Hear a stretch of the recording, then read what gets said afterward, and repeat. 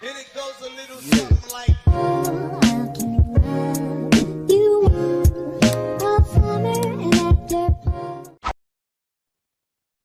Halo everyone, di video kali ini kita akan membahas terkait manajemen risiko lahan dengan studi kasus yang ada di Kalijaga, Surabaya sebagai tugas ujian akhir semester pemenuhan mata kuliah evaluasi sumber daya lahan.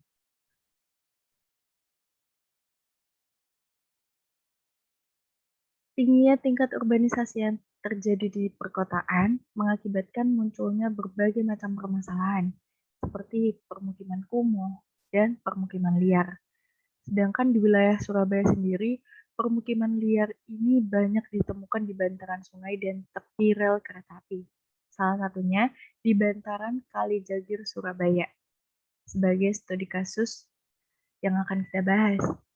Secara hukum memang jelas bahwa keberadaan permukiman yang terletak di bantaran sungai adalah tidak legal atau kita sebut sebagai legal. Dan permukiman liar biasanya disebut sebagai permukiman ilegal. Berdasarkan UN Habitat mendefinisikan bahwa permukiman ilegal sebagai daerah perumahan dengan kualitas buruk yang dibangun di lahan yang ditempat secara ilegal. Permukiman liar ini biasanya terdapat di daerah-daerah seperti bantaran sungai, tepi rel kereta api, kolong jembatan, dan lain-lain. Permukiman liar tidak sama dengan permukiman kumuh ya. Meskipun demikian, secara realita, permukiman liar ini mayoritas berada dalam kondisi kumuh. Hal itu disebabkan oleh kemiskinan di Indonesia menjadi permasalahan utama yang harus mendapatkan penanganan paling serius, karena kemiskinan adalah akar dari permasalahan yang ada di perkotaan. Nantinya juga akan berpotensi menciptakan permasalahan lain, seperti menurunnya kualitas sumber daya manusia, munculnya ketimpangan sosial dan kecenderungan sosial, terganggunya stabilitas sosial dan politik, serta meningkatnya angka kriminalitas. Munculnya permukiman liar juga termasuk dalam akar masalah kemiskinan di Indonesia ya. Pada gilirannya memang kondisi tersebut akan menghambat perekonomian nasional yang menyulitkan negara Indonesia untuk keluar dari ketertinggalan dari negara lain. Berdasarkan grafik kemiskinan, sumber data dari Badan Pusat Statistik atau BPS mencatat bahwa jumlah penduduk miskin di wilayah perkotaan dan pedesaan di Indonesia pada tahun 2020 sebesar 26,42 juta. Angka tersebut naik loh, sebesar 5,09% dibandingkan tahun sebelumnya, yaitu 25,14 juta. Dari grafik yang dapat dilihat, di tahun 2016 hingga tahun 2019, angka kemiskinan mengalami penurunan, namun melonjak kembali di tahun 2020. Hal itu disebabkan juga adanya pertambahan penduduk di daerah perkotaan yang mengakibatkan kebutuhan sarana dan prasarana perkotaan semakin meningkat. Dan meningkatnya jumlah penduduk menyebabkan semakin tingginya kebutuhan akan perumahan dan jumlah permintaan lahan permukiman, sehingga pada akhirnya akan berdampak pada meningkatnya nilai suatu lahan permukiman. Bertambahnya penduduk nantinya akan diiringi oleh adanya proses urbanisasi, yaitu perpindahan dari desa ke kota, yang akan berdampak pada tingginya permintaan lahan sebagai tempat tinggal di perkotaan. Yang kita bahas kali ini ada di studi lokasi di Kalijaga, Surabaya. Memang secara hukum, berdirinya bangunan di atas bantaran kali merupakan suatu pelanggaran, serta tidak sesuai dengan ketentuan yang berlaku, yaitu Peraturan Menteri PU atau Pekerjaan Umum Nomor 70/PRT/1996 tentang penetapan garis sepadan sungai-sungai di wilayah kerja perusahaan umum atau Perum Jasa Tirta pada Kali Surabaya dan Kali Wonokromo.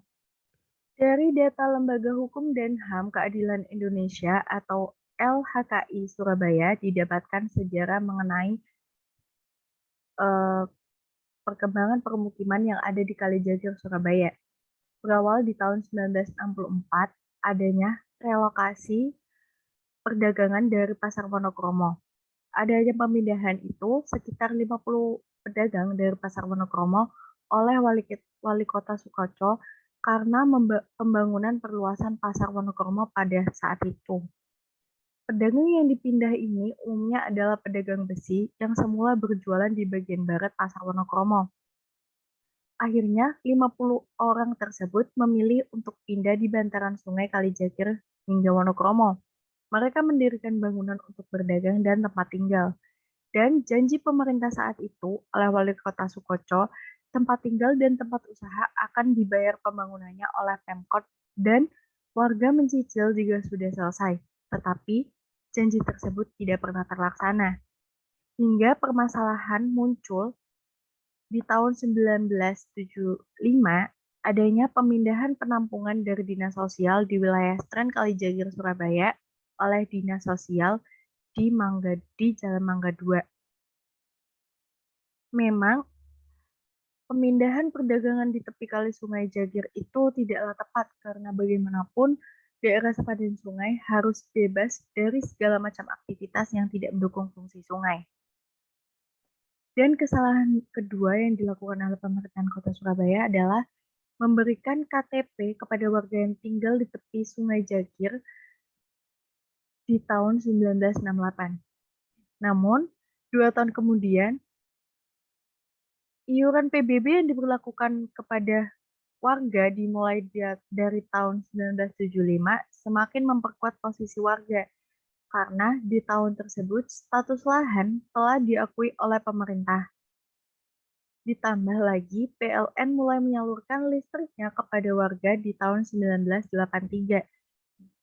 Nah, dengan adanya fasilitas yang diberikan oleh pemerintahan tersebut, tidaklah tepat jika semua kesalahan dibebankan kepada warga. Sedangkan berdasarkan kronologi pergusuran permukiman, bermula pada tahun 2002, warga yang sudah bertahun-tahun bermukim di Stren Kali Surabaya dan Kali Wonokromo dikejutkan dengan adanya surat perintah pembongkaran 2 atau SP2 yang dilakukan tanpa proses sosialisasi.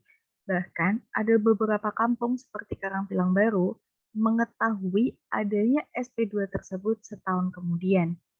Lalu, di tahun 2003, tepatnya pada bulan September, Gubernur Jawa Timur menyerahkan Raperda Stren Kali Surabaya kepada Komisi DPRD Jatim untuk dibahas dan direncanakan akan disahkan menjadi perda. Hingga tahun 2007, Gubernur kembali mengusulkan untuk Raperda penetapan sepadan Kali Surabaya. Lalu akhirnya pada April 2009, surat peringatan dari Kecamatan Wonokromo dibagikan oleh Satpol PP kepada warga Jagir. Surat berisi perintah untuk membongkar sendiri bangunan milik warga. Bila hal ini tidak dilakukan, maka akan dilakukan pembongkaran paksa pada tanggal 30 April 2009. Surat tersebut merupakan hasil rapat antara Dinas PU Pengairan dengan Perintah Kota Surabaya.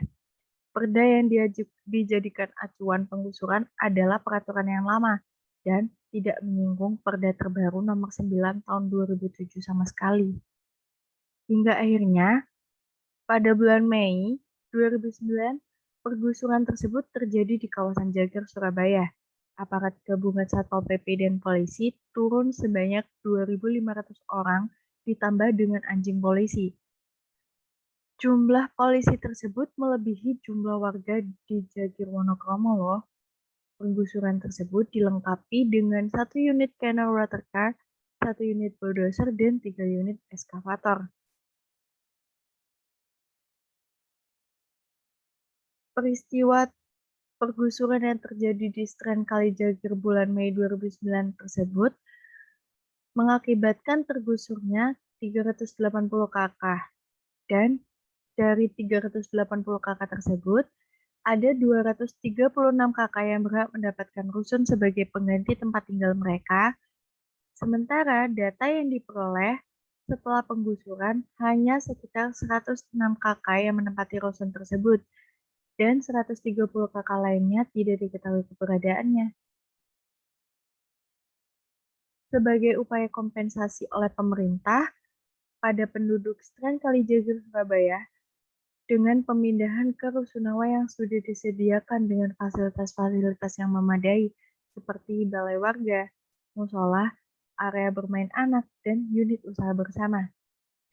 Dan inilah adalah perspektif bangunan kerusunawa yang dibangun oleh pemerintah sebagai upaya kompensasi terhadap masyarakat yang bertempat tinggal di Stren Kalijagir. Terima kasih.